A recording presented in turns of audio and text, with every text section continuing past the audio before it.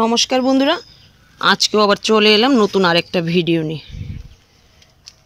আর আজকে কিন্তু ঠান্ডাটা একদম নেই বললেই চলে, কুয়াশাটু নেই। তো বন্ধুরা, আজকে আমার বাগান থেকে আমি কি কি শাকসবজি হারভেস্ট করি সবটা ভিডিও দেখতে থাকো, তাহলে বুঝতে পারবে। দেখো, এই বালতিটাতে একটা পালং শাকের বীজ হয়তো পড়েছে। দেখো, দারুণ কিন্তু একটা গাছ হয়েছে, অনেক বড় হয়েছে। তো এর মধ্যে পদ্ম ফুলের ডালা একটা আছে, তাই তুলতে কষ্ট হচ্ছে। ঠিক আছে, আমি তুলে দেখাচ্ছি। এই দেখো শাকটা কত বড় হয়েছে। আর এর মধ্যে দেখো কিছু কলমি শাকের ব্রাঞ্চও হয়তো ছিল। এই দেখো কত সুন্দর শাক হয়েছে। তো মনে হচ্ছে আজকেও বাগান থেকে কিছু শাক পেয়ে যাব। তো দুইটা পেয়ে গেলাম ডাঁটা শাক।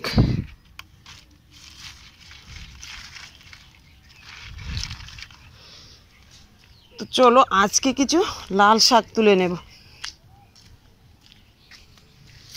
এই লাল শাকগুলি অনেক বড় হয়ে গেছে। তো দেখো, এর মধ্যে কিছু আলু শাকও হয়েছে।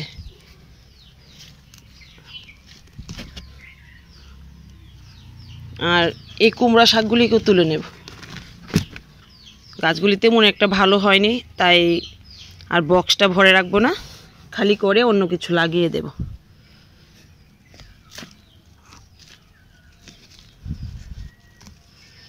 দেখো বন্ধুরা, শুধু বীজটা কিনতে যা পয়সা লাগলো তাই। আর দেখো তার থেকে কত দারুণ শাক পেয়ে গেলাম।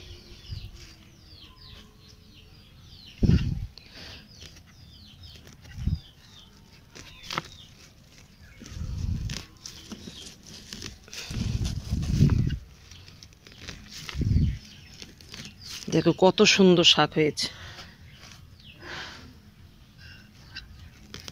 তো তোমরা যারা নতুন বাগান করছো তারা এইভাবে কিছু ডাঁটা শাক বা লাল শাক ফেলে চেষ্টা করতে পারো।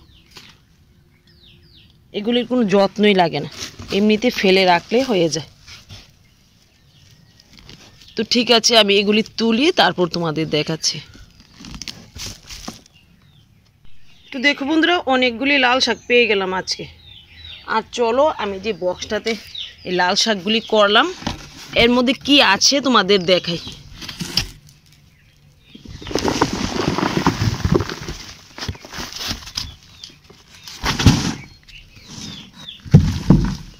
দেখো এর মধ্যে কি আছে।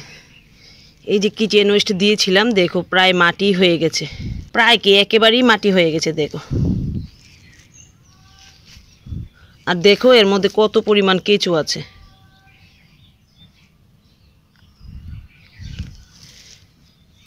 তো কেঁচো দিয়ে যে বাগান করতে হবে সেটা নয়, কেঁচো থাকলে শাকসবজিগুলি ভালো হয়, কারণ মাটিটাতে অক্সিজেন যেতে পারে, মানে আসা যাওয়া করতে পারে, আর গাছগুলিও কিন্তু ভালো হয়।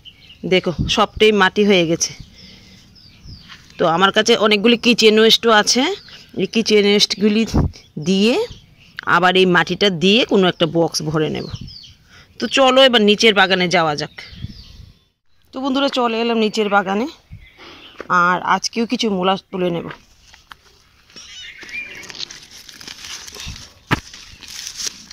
আর বেশি মূলা নেই, দেখো অনেকগুলি মূলা পেয়েছি এখান থেকে। মাত্র 10 টাকার বীজ এনে লাগিয়েছিলাম, তাতেই দেখো প্রচুর মূলা হয়েছে।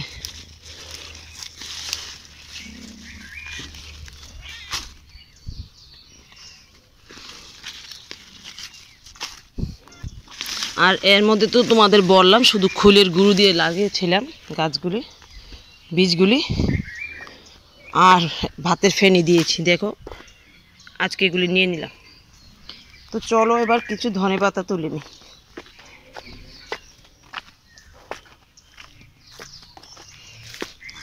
আর দেখো ধনেপাতাগুলি অনেক বড় হয়ে গেছে, কয়েকটা নিলেই হয়ে যায়। তো দেখো এই কয়টা নেব, আর নেব না। তো চলো ওই সাইডের বেগুন গাছটা থেকে কয়েকটা বেগুন তুলে নিই। তো দেখো বন্ধুরা, কয়েকটাই বেগুন হয়ে রয়েছে। আর এর মধ্যে থেকে সবগুলি নেব না, কয়েকটি নিয়ে নেব।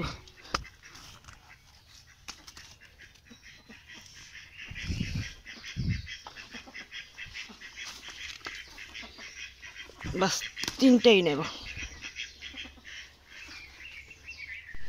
তো বন্ধুরা দেখো, আজকেও পেয়ে গেলাম অনেক ধরনের শাকসবজি। তো নিজের বাগানের যতটুকুই হয় ততটুকুই কিন্তু ভালো, তাও আবার একদম কম খরচে। তো বন্ধুরা, বাগানের পেছনে কারি কারি টাকা খরচ করে লাভ নেই, এরকমই সবজি হবে, তোমরা ট্রাই করে দেখতেও পারো। আর আমি যে এইভাবে খুব অল্প খরচে, মানে বিনা খরচেই বলতে পারো, বাগান করছি, তাতেও কিন্তু একই শাকসবজি হচ্ছে। তো তোমরা এইভাবে বাগান করো আর আমার মতো রোজ রোজ শাকসবজি তুলে অর্গানিক খাবারের মজাটা নাও। তো ঠিক আছে, আজকের মতো ভিডিওটা এখানেই রাখছি। দেখা হবে আগামী আরেকটা ভিডিওতে।